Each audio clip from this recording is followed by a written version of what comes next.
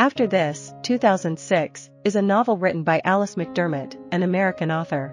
The story unfolds within the Irish Catholic community on Long Island, focusing on the Keane family as their 4 children navigate the tumultuous 1960s. The narrative begins shortly after World War II, with Mary Rose, a 30-year-old woman, leaving church where she has fervently prayed for contentment in her life. Burdened by the responsibility of caring for her elderly father and longing for a husband, Mary seeks respite during her lunch break at Shraft's, a local eatery. It is there that she engages in conversation with a man who captivates her with his allure. The following day, both Mary and the man, John Keane, coincidentally return to Shraft's. Their connection deepens, leading to courtship and ultimately marriage. The story then fast-forwards in time. Mary and John are now married and embarking on a trip to the Long Island seaside, an unusual activity for a Sunday when the Keanes would typically attend Mass. They have 3 children, their eldest named Jacob after John's friend who died in combat during the war. Jacob has a younger brother named Michael and a sister named Annie. Mary is pregnant once again, causing John to feel anxious as the demands of work and family weigh heavily on him. As they enjoy their vacation, a powerful wind whips in from the sea, showering them with sand and prompting an early return home.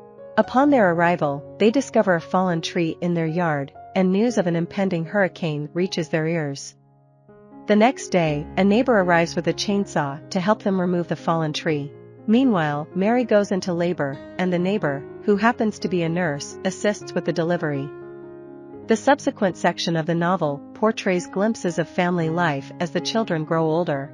Readers witness John's involvement in fundraising for the parish committee at St. Gabriel's and his struggle with the realization that his eldest son does not excel in academics or athletics.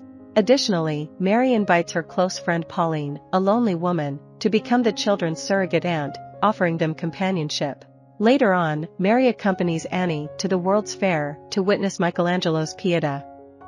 The impact of the sexual revolution becomes apparent as the children enter their teenage years.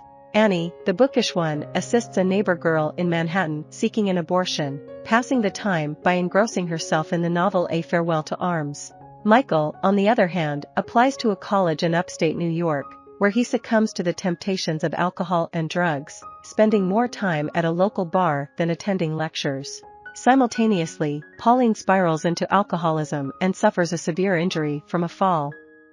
Jacob faces academic challenges and struggles with social anxiety.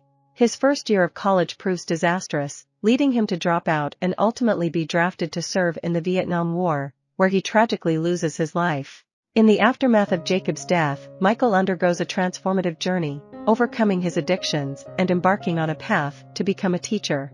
Annie, the most academically inclined of the siblings, applies to a prestigious university in England. However, she grapples with feelings of alienation among her affluent classmates. Eventually, while traveling on a bus, she encounters a more down-to-earth man who captivates her, prompting her to make the decision to drop out of school and remain in England, much to her parents' dismay. Mary and John pin their hopes on their youngest daughter, Clare, who was born during a hurricane. Clare, deeply devoted to her parents and unwavering in her Catholic faith, experiences a significant change when she enters a romantic relationship one summer. The nuns at her school notice her newfound confidence and express their disapproval. Clare becomes pregnant, causing immense heartbreak for Mary and John. However, she makes the courageous choice not to terminate her pregnancy. Clare and her boyfriend decide to marry, and the novel concludes with her contemplating the future that lies ahead. I hope you enjoyed this video. Leave a like if you did and be sure to subscribe. Thank you.